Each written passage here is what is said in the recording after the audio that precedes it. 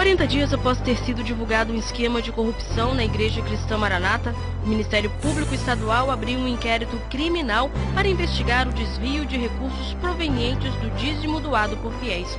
O presidente da instituição, Gedeuti Gueiros, que não era apontado como um dos responsáveis pelo crime, é agora alvo da investigação junto com o restante da cúpula da igreja. Estimativas iniciais apontam que o rombo pode superar os 21 milhões de reais. Entre os crimes já identificados estão estelionato, lavagem de dinheiro, falsidade ideológica, formação de quadrilha e crimes contra a ordem tributária. O trabalho é conduzido pelos promotores do Grupo Especial de Trabalho de Proteção à Ordem Tributária, o GETPOT, e pelo Grupo Especial de Trabalho Investigativo, o GET. A Maranata, em uma apuração interna feita em outubro do ano passado, apontou como responsáveis pelo desvio 3 pastores e um diácono. Mas, em uma ação movida na Justiça, a igreja acusou como cabeças do esquema o seu vice-presidente, o pastor Antônio Ângelo Pereira dos Santos, e o contador diácono Leonardo Meirelles de Alvarenga, ambos afastados de suas funções. As investigações dos promotores mostram, porém, uma realidade diferente. A análise de documentos e até os depoimentos de fiéis e empresários que eram fornecedores da igreja revelaram que Gedeuti Gueiros é tido como um líder absoluto, uma espécie de mito que detém o controle da Maranata. Ele está na cúpula da igreja desde sua fundação e há 5 anos é seu presidente. A gestão da Maranata estava nas mãos dele e de seus assessores diretos, o vice-presidente, diretores, secretários, assessores e membros do Conselho Presbiterial. Juntos, nomeavam e delegavam poderes e cargos estratégicos, aprovavam e avalizavam contas e condutas. Isso, segundo as investigações, indica que Gedeuti sabia de tudo o que acontecia na igreja, não só no âmbito religioso, mas também administrativo. Essa competência está prevista no Estatuto da Igreja, que vigorava até o final do ano passado, quando foram feitas denúncias de fraude. Ao presidente, segundo o documento, cabe convocar e presidir reuniões, representar a igreja e indicar assessoria administrativa, econômica, jurídica, dentre outras. Outra conclusão dos promotores é de que a administração de toda a estrutura da igreja está centralizada no presbitério localizado em Vila Velha. De lá, parte todo o comando administrativo e espiritual, seguido com rigor pelos pastores dos mais de 5 mil templos no Brasil e no exterior.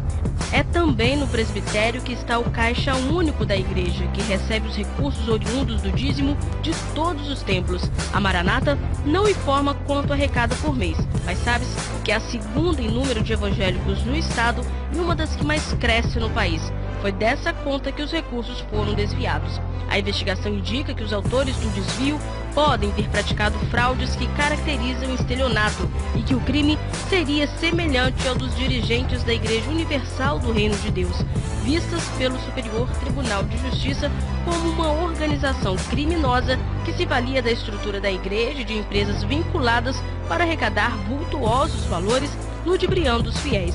O esquema seria viabilizado por intermédio da emissão de notas fiscais frias fornecidas por um grupo de empresas que prestavam serviços que não existiam ou eram superfaturados para a Maranata.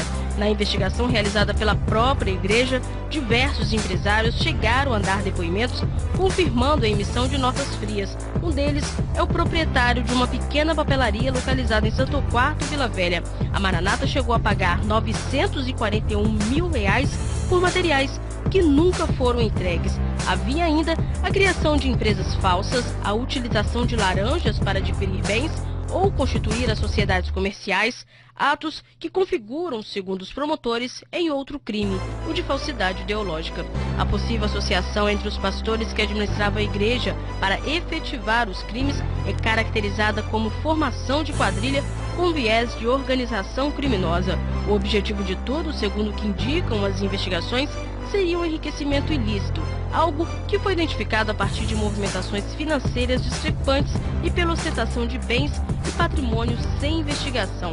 Foram constatadas ainda provas de fraude ao fisco, com a emissão de notas fiscais frias e falsas, além da falsificação de dados em livros contábeis.